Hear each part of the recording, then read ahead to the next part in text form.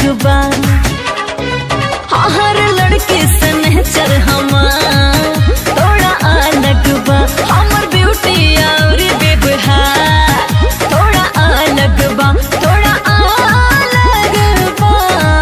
खाली देखे में पालकी के साग बहारू, खाली देखे में पालकी के साग बहारू, बाकी भीतर से कोयला के आग बहारू।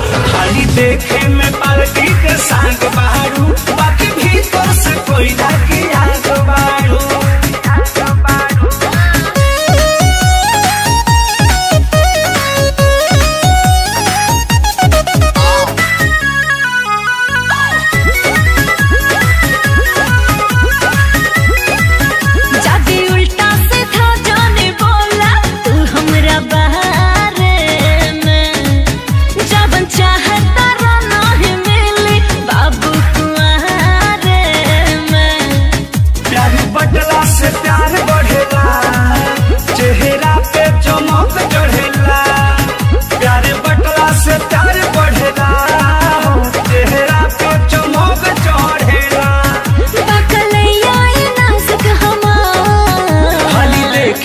पालकी के साग बहारू,